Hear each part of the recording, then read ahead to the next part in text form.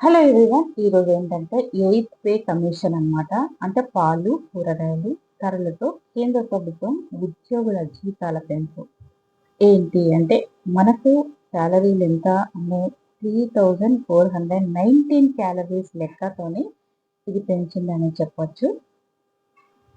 కేంద్ర ప్రభుత్వ ఉద్యోగులు, పెన్షనర్లు ఎప్పుడెప్పుడా అని ఎదురు చూస్తున్న 8వ వేతన సంఘం ఎయిత్ పే కమిషన్ కసరత్తుల్లో ఒక వినూత్నమైన డిమాండ్ తెరపైకి వచ్చింది.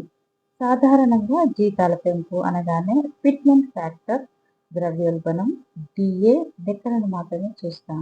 కానీ ఈసారి ఉద్యోగుల సాలరీ హైక్ను మీ ఇంట్లోనే పాలు, పప్పులు, కూరగాయల ధరలతో పాటు మీరు రోజు తీసుకునే ఆహారంలోని 3490 క్యాలరీల సామర్థ్యం డిసైడ్ చేయబోతోంది.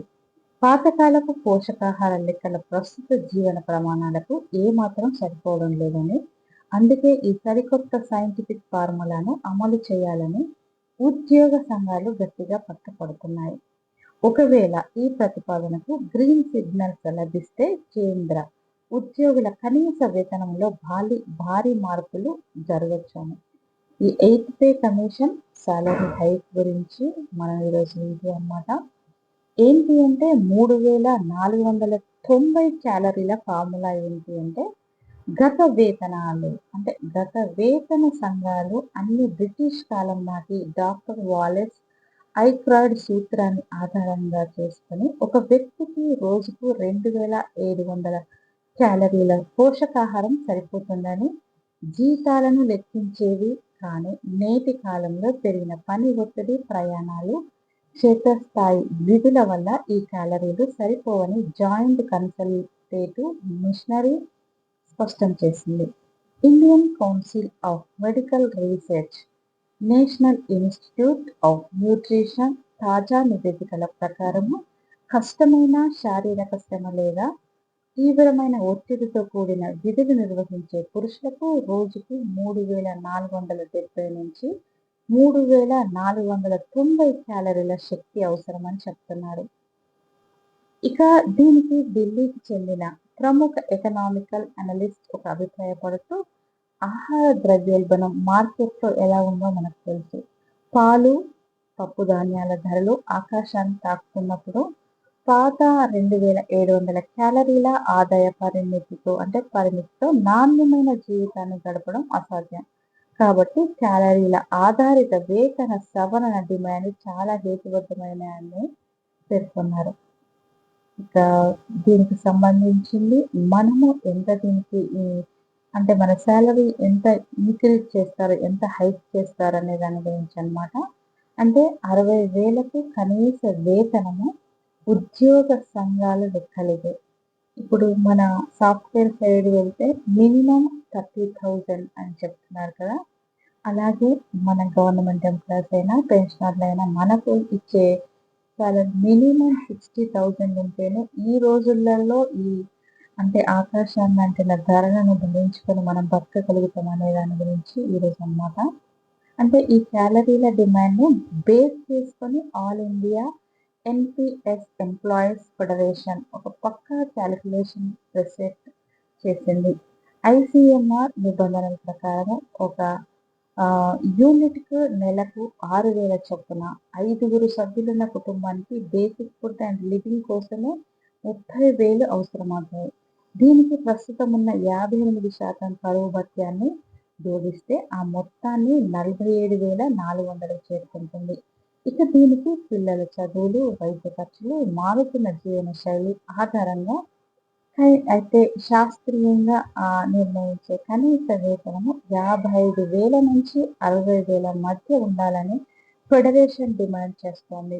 దేశవ్యాప్తంగా ఉన్న 1.1 కోట్లకు పైగా కేంద్ర ప్రభుత్వ ఉద్యోగులు, పెన్షనర్ల భవిష్యత్తును ఈ నిర్ణయం మార్చనుంది.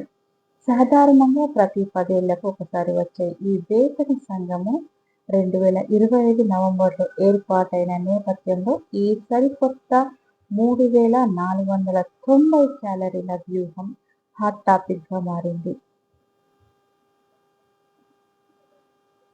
ఇది అన్నమాట ఈ హైక్ మన సాలరీ 8th పే కమిషన్ కేంద్ర ప్రభుత్వ ఉద్యోగులకు షాక్ అనే చెప్పొచ్చు.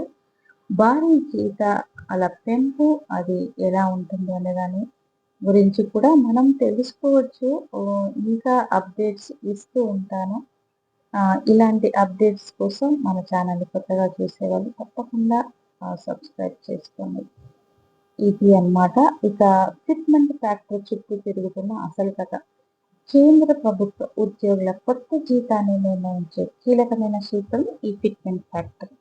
అంటే ప్రస్తుత బేసిక్ పేను ఈ నవంబర్‌లో ఈ నంబర్‌తో గుణించి కొత్త బేసిక్ పేను లెక్కిస్తారు. 7వ పే కమిషన్‌లో ఈ ఫ్యాక్టర్‌ను 2.57గా నిర్ధారించడం వల్ల అప్పట్లో కనీస వేతనము 7,000 నుంచి 18,000కు పెరిగింది. అయితే ఈసారి ఉద్యోగ సంఘాలు కనీస వేతనాన్ని ఏకంగా 57,000 నుంచి 69,000 వరకు డిమాండ్ చేస్తున్నాయి. ఇక రైల్వే టెక్నికల్ సూపర్వైజర్ అసోసియేషన్ లాంటి సంస్థలు విభిన్న స్థాయిల ఉద్యోగులకు 2.92 నుంచి 4.38 వరకు మల్టీ లెవెల్ ఫిట్‌మెంట్ ఫ్యాక్టర్ ఇవ్వాలని సరికొత్త ప్రతిపాదనను తెరపైకి తెచ్చాయి. అయితే ఈ ప్రతిపాదనల ఆర్థిక విశ్లేషకులు పెదవిరుస్తున్నారు. బ్రోకరేజ్ వర్గాల విశ్లేషణ ప్రకారము ఒకవేళ ఉద్యోగ సంఘాలు కోరుతున్నట్టు 3.83 లేదా అంతకంటే ఎక్కువ ఫిట్‌మెంట్ ఫ్యాక్టర్ ఇస్తే కొందరు సీనియర్ అధికారుల జీతాలు 400% వరకు పెరుగుతాయి. ఇది కేంద్ర ప్రభుత్వ బడ్జెట్ పరిమితులను దాటిపోవడమే కాకుండా దేశంలో ద్రవ్యోల్బణాన్ని మరింత పెంచుతుందన్నమాట.